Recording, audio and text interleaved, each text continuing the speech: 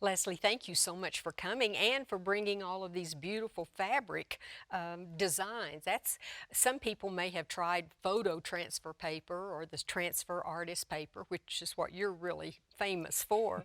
But I don't know of many of us who've tried the collaging of the picture. I don't know if I had ever thought about doing it. I know people make collages all the time Sure. as gifts, and usually using paper. Uh-huh. And being a fabraholic like I am, I've always wanted to do stuff with my fabrics. Uh-huh. And I think of them as my paint box. In fact, I don't store them. A lot of people would probably shudder when they saw the way I store fabrics, but I keep them not in a small box like this, but I have larger bins and all. Because when you put it in a jumble like this, you'll see things that you wouldn't normally think of using together. And that's how I pull out my fabrics. I'll go like, wow, those two look really good together.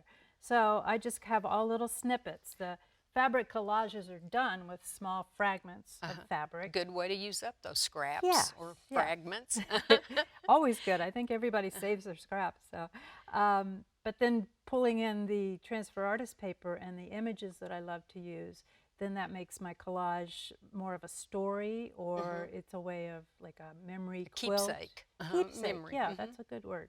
So I love creating these and using my fabric and using the images that I also love to collect. And this is what the package looks like, because that's the most important thing. We have to have the transfer paper, which you're going to show us how to use it. But I'll just pick this one up because it's in front of me. But this is such a great example of how you've used, let's see, 1, 2, 3, 4, 5, 5 or 6 different fabrics. Yeah. Okay. And just like with paper crafting, you just, like you said, need little snippets or little pieces of it. So it's a good way to make use of those. Right. And we have the birds. In fact, there's just no topic that you couldn't use. Right. I like this because it represents, I guess, more of a keepsake. This is a memory if you tell someone about it. This has actually got a byline under it that you could put the names of the people or whatever. And I think it's like in quilting, they tell stories, and this is more like one block of quilting. You're right, yeah. That tells the story. And we have several others, and again, it's fun to look to see, now, would I have picked that to go with that? You don't know until you start playing with it, right? You know, I'm always surprised at what fabrics look good together, that if I'd sat down to choose something, I would say, no, that's silly or stupid. But that's what makes them look so special, I think. I think so too. And you've come out with a line of fabrics that will even take the guesswork out of that. That's right. Yeah, my first line of fabric will be out this August in shops and stores. And this piece shows using some of these fabrics. Right. I do a lot of work with botanicals and cyanotype printing as well. And this ties it all together with the fabric that I love, the fabric that came about from the cyanotypes, and then just adding embellishments of leaves to even pull it all together even more. Now, if you were to make this as a pillow top, what would we need to consider in terms of we don't want to rub our backs Right. I wouldn't put things. the leaves on there. And, Okay. And I'd make sure everything was stitched down perfectly. I like my fragments to be a little loose sometimes. I don't stitch everything down, but if it's utilitarian, like a bed quilt or a pillow, you definitely want to keep it stitched. And that's important, I think, for us to alert people to that. You may think, oh, that would just be perfect as a pillow for that chair, but you do have to think about that. For sure. Okay, and you were going to talk to us a little bit about using words like you did in this one over here. Right. I like to use a lot of quotes when I create fragments. That's kind of what I've been known for, is my photos and quotes on fabric. So I call them fragment fabric collages because they were made in fragments of time when I was home alone with a lot of, not alone, but I was home with a lot of children, and I really didn't have a lot of time. And these are short projects that can be made in a short amount of time. I like that. When you're working with the tap transfer artist paper, you might have one image that you want to create something with, but you want to not waste the paper, so put several images on at a time. I always have a collection of images that I've already transferred, and I can go work on a moment's notice, but that's also because I like to fill up the paper too. I also will stick some quotes onto a page, but you might notice if you're looking at this closely that these are in reverse. Yes, it is difficult to read. Transfers are a reverse process. Sure. So, Image transfer. right. So when you're printing text onto fabric, no, when you're transferring text onto fabric, you've got to print it in reverse. And that can be done when you're working in a Word document or a photo editing software like Photoshop or something. When you hit the print button, there's a drop-down menu there right. that people never notice, but it's right under the print. And that will give you the opportunity to mirror image or flip horizontal. So you always want to make sure that you do that before you print. Now, how do we get started? This sounds like a lot of fun. It is. It's one of my favorite things to do. Sometimes I start with the fabric. I just have fabrics that I love that I want to create with. Other times there'll be an image I definitely want to use.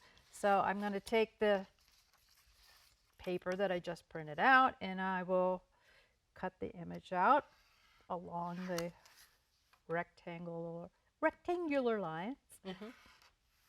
If I don't cut the white part off, that will transfer as clear, so it's not necessary to cut it all off, but I like to trim the image down as much as possible. You can't do that with words or quotes like this, so you want to just make sure that you trim that straight when you're working. And you're just using the OFA cutter that quilters certainly are familiar with. Now, I could use my clippers or scissors. Clippers. You want to work with a hot, dry iron, no steam. No steam, okay. And if you have an iron that has automatic shut-off, you want to make sure when you go to do this that it's nice and hot. It's hot. So, and do we need to prepare our fabric in any way? If you're going to wash this. Oh, okay. Now, these are art. Collages, so chances are you won't be washing these, but if you were going to wash a transfer, you T-shirt want to, or something. Right, yeah, you want to pre-wash that first so that it's already shrunk. Okay. Most of the time I'm not pre-washing, but I do want to get rid of any wrinkles that might be in the fabric. So I smooth that out, and then I'm going to place this on the fabric, image side down, and to keep my iron and ironing board clean, I will use a silicone release paper or a press mat, parchment paper, anything like that, just to make sure you're not getting your iron or your ironing board dirty. Takes a lot longer to clean the sole plate than Yes, it does for sure. to just do this correct. Okay, so I'm going to iron this. If I was going to wash it, it would be a full 2 minutes.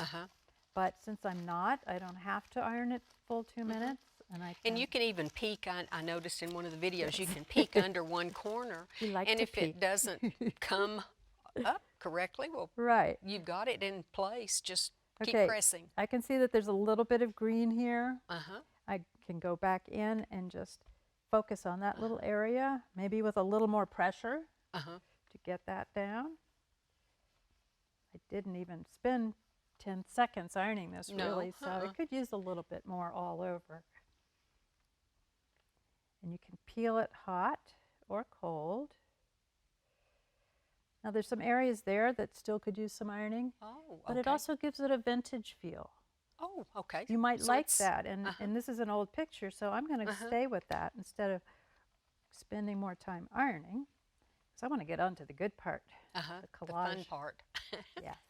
Oh. All right, so there's my image, and then I will trim that again down to a size that I know I want to use. Sometimes I'll leave a border, and other times I'll just trim it right up to the edges. And then comes the really fun part. And that's working with the fabric. So I've pulled some fabrics out of my stash, and I have this nice image here of a bird that it was transferred. Now I've got remnants, I've got things left over from other projects. This is an old jacket that I decided I didn't like anymore.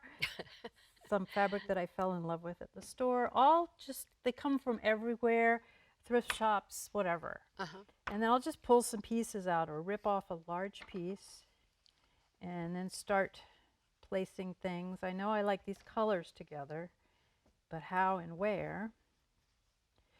bird will go on here.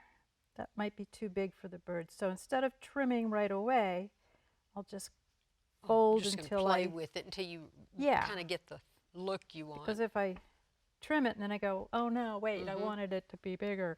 So. Oh, I love this fabric because that pulls out the bird's feathers so well. Let's see if I can use this to my advantage, something like that to give it a natural curve there. And now, when you layer fabrics, you're using several for the collage. Do you use the transfer paper between each one of them? No. I'll show you what I do to tack it all down. This fabric it could be a nice long piece, but I decide probably I get to decide, yeah. And I'd probably futz with it a lot more than I'm doing right now. I like to add a little bit of something to pop out the image from the background. So maybe add another little layer there. Like on this one. Right, I use a lot of these little pieces. Right, yeah, little pieces. There's one peeking out. Yeah, little piece of silk. I hadn't even noticed that one. Right, playing hide and seek. All right, so let's say that's it. I'm happy with that composition. Now what do? Well, I like to use a fusible web. This one I like a lot because it comes folded in a sheet of this fusible, and I just pull off little pieces as if I was going to glue it down. I'm just going to tack it down.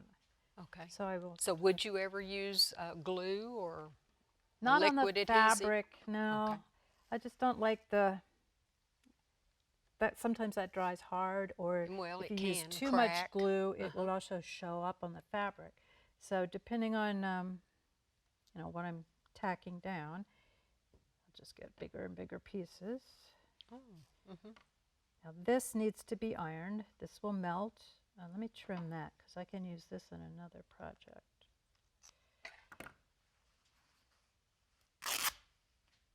No exactness to any of this. I don't measure. I never measure these. And that's part of the fun part for me. Because it has that, when they're done, they have that certain spontaneous look about them. And this will also get trimmed.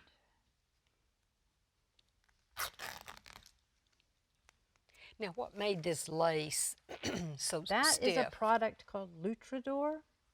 It's a spun poly lining material. Oh, okay. They use it in automobiles and not like lining clothing because it's coarse. It is coarse. And it's also heat reactive. So okay, let's show how this goes together. All right, so I've tacked down every little piece here.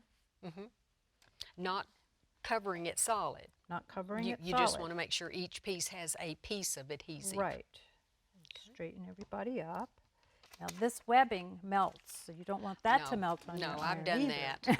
that. I know what that's like. So you want to use, just in case, everything's tucked underneath, but just in case. And you can't iron on top of a transferred image either.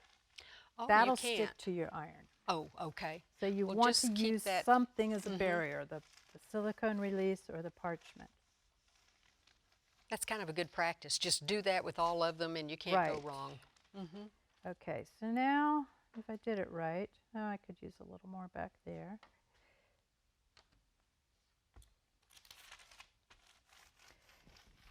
In a class, when I'm teaching this, I will have everyone tack it down, and then they can go home and use their sewing machine. Oh, okay. Or hand stitch. I love to do hand stitching. Yeah, so this is a semi-finished project. If I applied more of the fusible, it could be a finished project, especially if you're going to frame it. Get rid of all the little strays. Sometimes I like Sometimes I was going to say I like the ones right in here. Right. I think all of that adds an aliveness to it and just makes them more appealing. There's not a lot of perfection involved, just in the design and part. as we saw, you can frame them if you want to. You can make wall hangings in and of. You could put a border or a fabric dowel rod I know at the people top. that have made purses with them, or even tacked them onto a shirt as clothing, something they swap out A depending on lot their of it you mood. just want to get in there and use your imagination and work with it. Well, I Yes. appreciate you sharing this with us and showing us so many of your beautiful samples. Thank you so Thank much. you. It was fun.